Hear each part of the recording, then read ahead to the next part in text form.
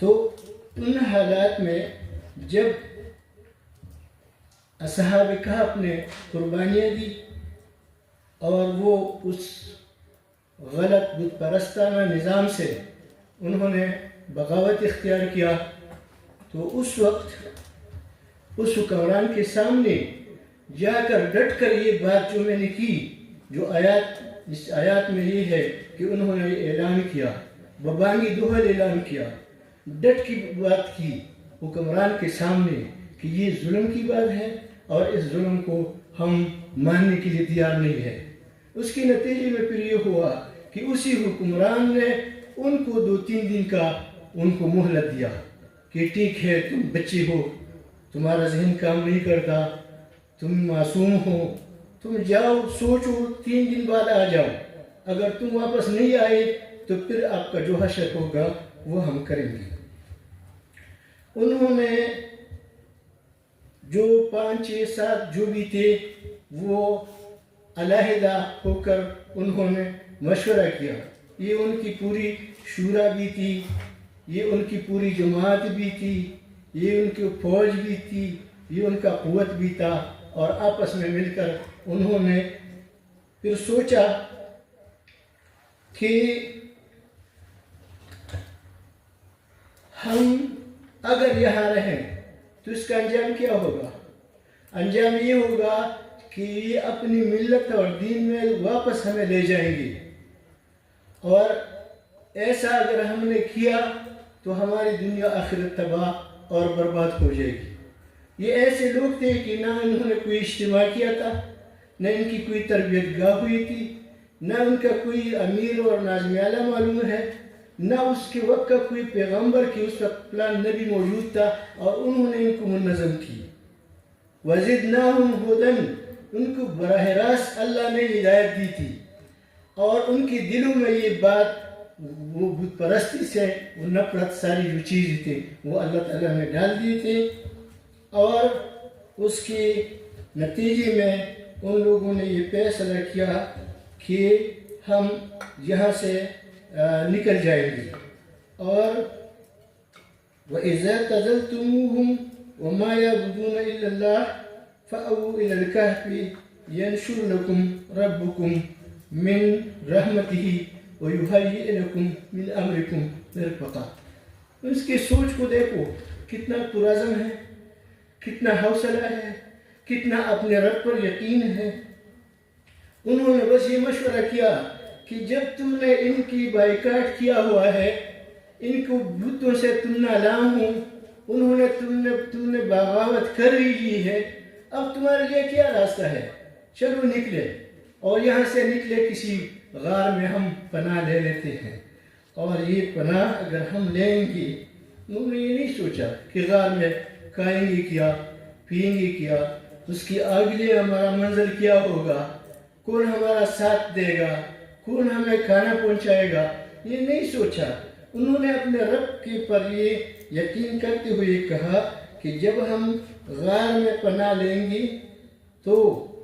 ینشر لکم ربکم من رحمتہ، اللہ اپنے رحمت سے تمہیں نوازے گا۔ بس یہ اب ان کا یقین تھا،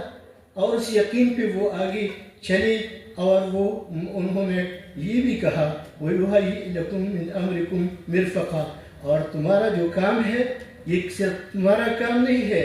یہ تمہارے رب کا کام ہے، تم اپنے رب کی سپاہی ہو، تم اپنے رب کے عملدار ہو۔ جب تم اللہ کی خاطر نکلتے ہو تو تمہارے اس کام میں اللہ تمہیں اکیلا نہیں چھوڑے گا، اور تمہارا مدد کرے گا، اور تمہیں وہ قوت پہنچائے گا۔ اس طرح جب یہ لوگ چلے گئے، نکل گئے اور پہنچ گئے ایک غار میں، بالکل ایسا معلوم ہوتا ہے کہ یہ غار اللہ تعالیٰ نے ان لوگوں کی استقبال کے لیے، ان لوگوں کے وقت گزارنے کے لیے اللہ تعالیٰ نے پہلی ہی سے تیار کیا ہوا تھا۔ ایک ایسا غار جو اندر سے بڑا وسیع ہے، اس میں بہت زیادہ گنجائش ہے، ایک غار جس کا دہانہ شمال کی طرف ہے۔ شمال کا مطلب یہ ہے کہ جب سورج وہاں سے نکلتا ہے تو یہ بھی اس کے اوپر سے گزر جاتا ہے. جب یہ ڈوب جاتا ہے تو اس طرف سے بھی یہ دہانے کے اندر اس میں روشنی نہیں جاتی. اس کا مطلب یہ تھا کہ کوئی ان کو دیکھ نہ لے, دشمن کی کوئی جاسوس ان کو وہ نہ کرے, ڈیٹیکٹ نہ کرے, اور اس کے لیے انہوں نے اللہ تعالیٰ نے پہلے سے یہ انتظام کیا ہوا تھا. یہ انتظام اس کے ساتھ ساتھ یہ بھی کیا کہ ان کے ساتھ ایک کتا بس چلا گیا, اور وہ کتا جب وہاں چلا گیا تو جتنا زندگی ان کو اللہ نے, جتنا اللہ تعالیٰ نے دیا 200-300 سال جتنا بھی تھا, اتنا زندگی اس کتے کو بھی دیا گیا. اور اس کتے کو اس طریقے سے اللہ نے ٹرین کیا کہ اس دہانے پر وہ باسط نظر آئے, اپنے ہاتھ یہاں پہ لائے ہوئے پاؤں, اور سامنے وہ بیٹھا ہے. نہ وہ سوتا ہے, نہ ادھر دیکھتا ہے, نہ ادھر دیکھتا ہے, اور جو بھی راستے سے دیکھتا ہے اتنی جاتا ہے اس بڑے غار کو کہ منہ میں اس کتے کو دیکھ کر وہ اتنا روب وہ محسوس کرتا ہے کہ وہ فوراً وہاں سے بھاگ جاتا ہے. وہ پیچھے دیکھتا بھی نہیں کہ یہاں کیا ہے اور یہاں کیا نہیں. تم دیکھو 200-300 سال اللہ نے ان کو رکھا یہاں, اور کس طرح رکھا, وَزَرَوْنَا, اور ان کو تبکیب دی. ماں جس طرح بچے کو سلاتی ہے اس طریقے سے ان کو تبکیب دی, اور پھر فرماتا ہے کہ ان کو ہم وقتاً فوقتاً اس طریقے سے وہ بدن میں وہ رد و بدل کرتے تھے تاکہ ان کو کوئی زخم نہ آ جائے, اس میں کچھ وقت گزرنے کے ساتھ ان کو کچھ مشکل پیدا نہ ہو. اور اس طریقے سے اللہ تعالیٰ فرماتا ہے کہ ہم اس طرح اس کی دیکھ بھال کرتے تھے. یہ بچے جو تھے ان کی ایک خواہش تھی کہ اس آسمان کے نیچے اللہ کا دین غالب ہو, اس آسمان کے نیچے تمام بت پرست قوتیں وہ شکست کھا جائے, وہ باطل جو مٹنے کے لیے ہے وہ مٹ جائے. یہ ان کی ایک خواہش تھی, یہ ان کی ایک ارمان تھی. چھوٹا بچہ کوئی ارمان لے کر جب باپ کے پاس آ جاتا ہے تو بچے کے بس میں وہ نہیں ہوتا کہ وہ جا کر یہ کرے وہ کرے وہ کرے. بس وہ بچہ جس کے اس نگرانی میں ہے, اگر وہ پلاسٹک کی گاڑی چاہتا ہے تو اس کو لے آتا ہے, اگر وہ پلاسٹک کا کلاشن کوپ چاہتا ہے تو وہ لے آتا ہے, وہ ٹریکٹر چاہتا ہے تو وہ لے آتا ہے, اگر وہ لاکھوں روپے کا موٹر میں بیٹھنا چاہتا ہے اس کے لیے وہ انتظام کرتا ہے. وہ انتظام کرنا کسی اور کا کام ہے, یہ بچے کا کام نہیں ہے کہ بچہ پہلے پیسے کمائے گا اور پھر اس کے بعد وہ انتظام کرے گا. تو یہ انتظام پھر اللہ کا کام ہے کہ جب اللہ تعالیٰ کے لیے یہ جو لوگ جو ہے کسی طریقے سے انہوں نے اپنے آپ کو اللہ تعالیٰ کے حوالہ کیا, تو کس طرح اللہ تعالیٰ نے ان کو رکھا. اور پھر 200-300 سال 100 سال بعد جب وہ جاگ گئے, ان کو پتہ بھی نہیں تھا. انہوں نے قرآن میں پھر تفصیل ہے, بات لمبی ہو جاتی ہے, اس میں قرآن میں ہے کہ وہ ان ایک دوسرے سے انہوں نے سوال کیا کہ کتنا وقت تم نے گزارا. 300 سال یا 200 سال یا 250 سال گزرنے کے بعد انہوں نے پھر کہا کہ ایک دن یا بعض یوم یا تھوڑی سی وقت ہم نے گزارا ہے, پورا دن رات بھی انہوں نے نہیں کہا. اس لیے کہ جب وہ آئے تھے وہ کیا عصر کا ٹائم ہوگا, یا جب وہ بیدار ہوئے تو صبح کا ٹائم ہوگا, تو وہ ان کو یہ پتہ بھی نہیں چلا. 300 سال لیٹنے کے بعد ہم لوگ اگر ہمارا کوئی غم نہ ہو, کوئی فکر نہ ہو, ایک بڑی ہم اس میں چارپائی میں ہم اگر لیٹ جائیں تو 1-2 گھنٹے 5 گھنٹے بعد پھر ہم تک جاتے ہیں, پھر ہم کہتے کہاں ہم چلے جائے, یہ رات کب ختم ہوگی. لیکن وہ 300 سال ان کو پتہ بھی نہیں چلا کہ وہ کہاں پہ ہے اور کہاں پہ نہیں ہے. اب جب وہ بیدار ہوئے تو وہ اس وقت انہوں نے, ان کو تو پتہ نہیں تھا, انہوں نے کہا کہ بھئی ایک آدمی کو اپنے ساتھی کو کہا کہ یہ پیسے ورثکم ھذا, یہ پیسے لے لو اور تم جاؤ بازار میں اور اسی طریقے سے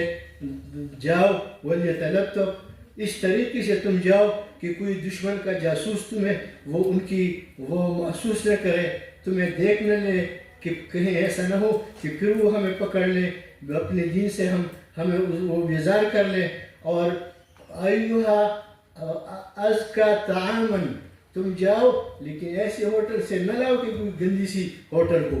تم سوچو کتنا زبردست ان میں کہ وہ دشمن کے سے بھاگ گئے ہیں، غار میں ہے اور غار میں پناہ لیے ہوئے ہیں، اور وہاں وہ جو ہے وہ بھی اس طرح کی پاکیزہ طعام، ان کے ایک ترتیب ہے زندگی کی، اور وہ ترتیب کے مطابق وہ ان کو کہتا ہے کہ تم جاؤ اور ایسا طعام لاؤ.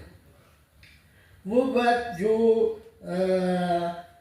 یہ غار میں جب اندر جا رہے تھے تو اس وقت انہوں نے ایک دعا کی.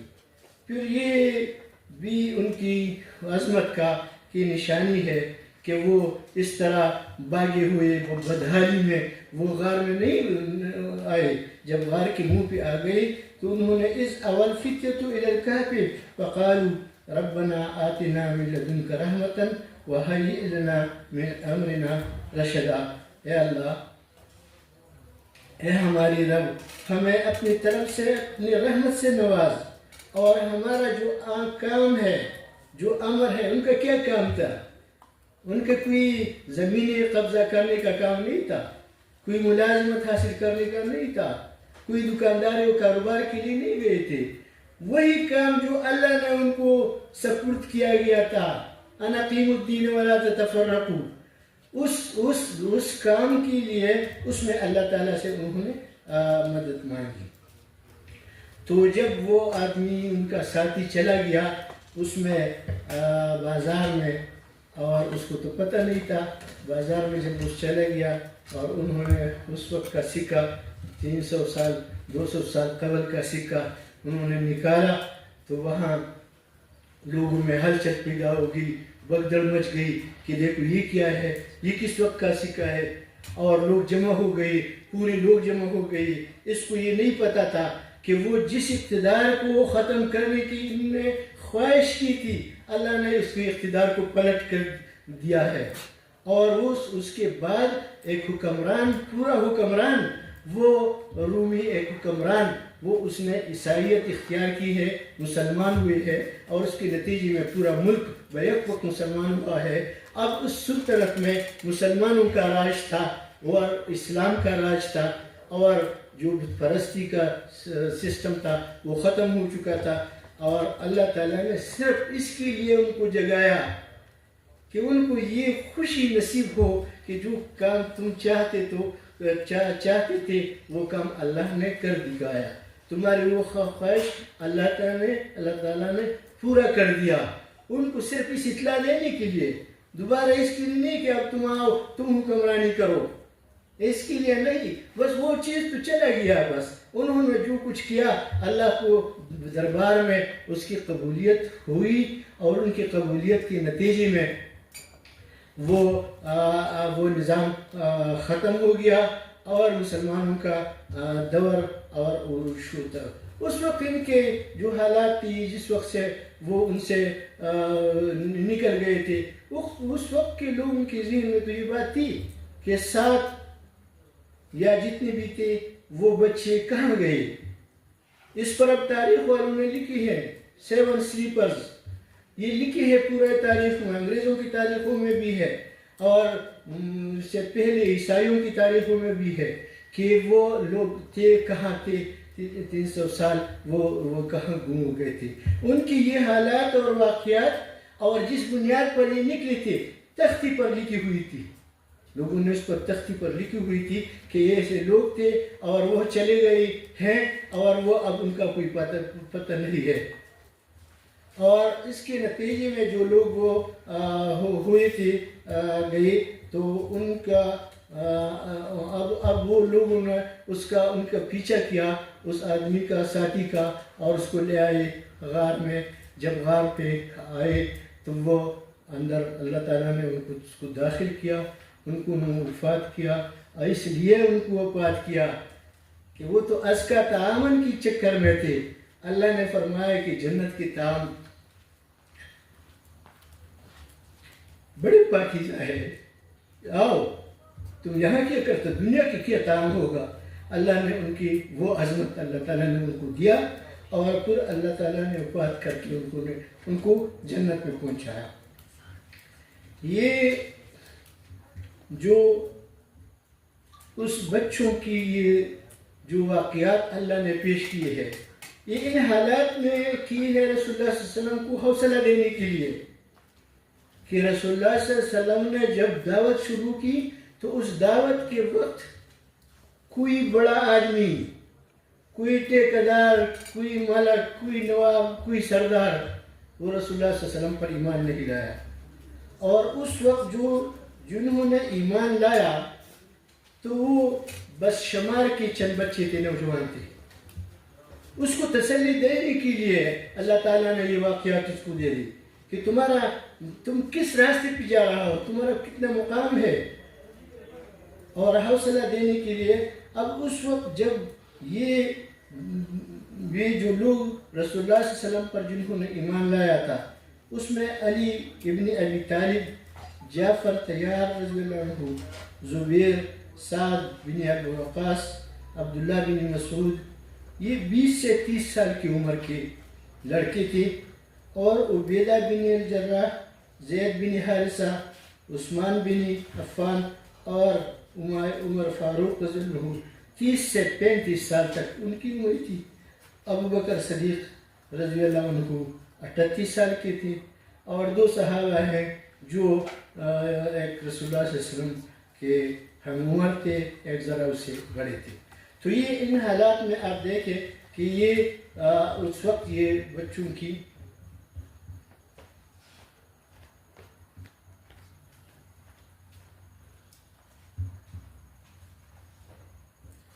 تو اس وقت وہ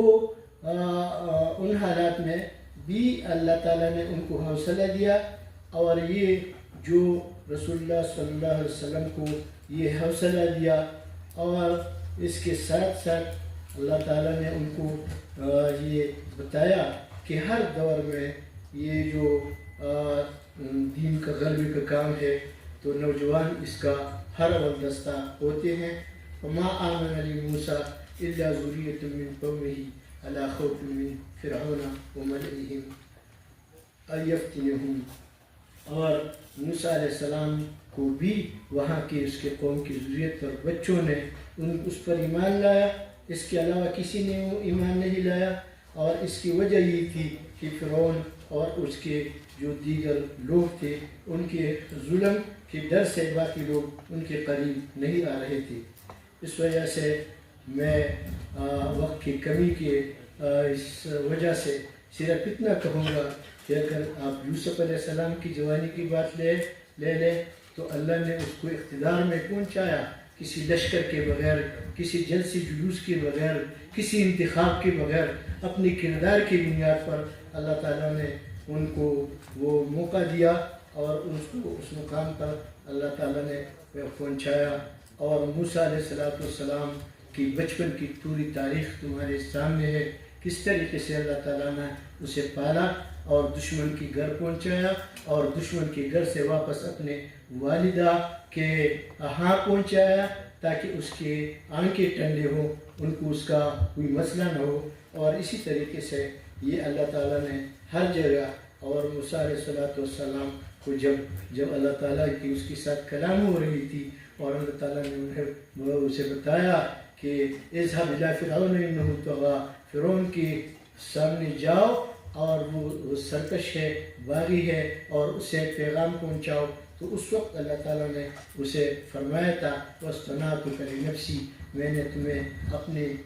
اپنے لیے ہی میں نے بنایا ہے. اس کا مطلب میرا یہ ہے کہ جتنے بھی لوگ ہیں دنیا کے اندر اسلام کے غلبے کے لیے کام کرنے والے، وہی سارے لوگ اللہ تعالیٰ نے اپنے کام کے لیے ایک خاص انداز سے وہ خوش قسمت لوگوں کو انہیں بنایا، انہیں تیار کیا. اور اس وقت جو غار کا مسئلہ تھا، اس وقت رسول اللہ صلی اللہ علیہ وسلم کا بھی غار کا، جب وہ غار میں تھا، اذ ہما فی الغار وقال لصاحبہ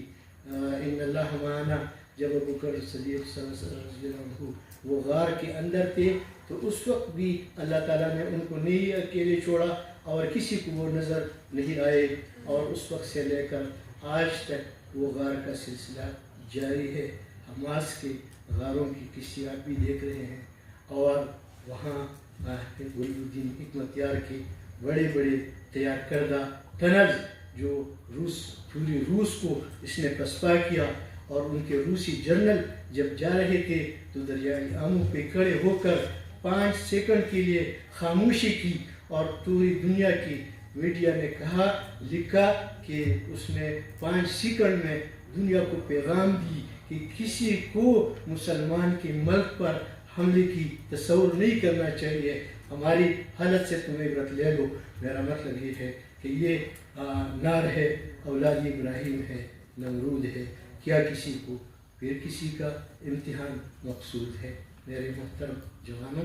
इस काम को, इस मंजिल को सामने रखते हुए अगर तुम आगे बढ़ो और अपने रब पे पूरा यकीन करो, तो आज भी वही रब जिंदा है, हय्युल क़य्यूम ज़ात है, वो थका हुआ नहीं है, वो आज भी तुम्हारा साथ दे सकता है। और इस चक्कर में न पड़ो कि लोग हमें वोट देते हैं नहीं देते, इनकलाब कैसे आएगा। मैं एक बात आखिरी कहूँगा, सैयद मौदूदी रहमतुल्लाह अलैह आखिरी दिनों में वो इस्लामाबाद में आए हुए थे, और उस वक्त किसी ने उनको कहा कि मौलाना ये लोग तो हमें वोट नहीं दे रहे हैं, इस जमहूरियत में तो इनकलाब नहीं होता, हम क्या करेंगे। तो इस बेचारगी के आलम में जिस आदमी ने सवाल किया था, मौलाना ने हमें बताया इनकलाब की और भी रास्ते हैं। और फिर लोगों ने ज़बरदस्त, वो लोग जमा हो गए मीडिया वाले कि कौन से रास्ते पे। उसने कहा मैंने तुम्हें नहीं कहा, बस जिसको मैंने कहा है वो आज आपने देखा आपके मशरक़ी पाकिस्तान के अंदर, आपके बांग्लादेश के अंदर हमारे जितने लोग फांसी हो रहे थे, किसी ने सोचा था कि इन फांसियों के बाद इसका हम किस तरीके से इनका हम बदला लेंगे। हमारे पास कितने टैंक हैं, हमारी कितनी मिसाइल है, कितनी जिहाज है, कितनी दूर इलाका है, हम क्या कर सकते हैं। नहीं, वो शहीद जो आज कब्रों में सोए हुए हैं, उनके अरमान को अल्लाह ताला ने चंद दिनों में पूरा किया, और आपका नाहिद इस्लाम मन आलमी दुनिया में उसका नाम चल रहा है, और उसने वहाँ तो दुश्मन को शिकस्त भी दी, और उसके नतीजे में वहाँ इस्लाम का रोशन मुस्तक़बल वो नज़र आ रहा है। अल्लाह ताला हमारे लिए भी इस तरह रास्ते खोले, और हमारे मुल्क के अंदर भी, पूरी दुनिया के अंदर भी इस्लामी इन्क़िलाब की राह हम वाक़ करें। वाख़िर दअवाना अल्हम्दुलिल्लाह।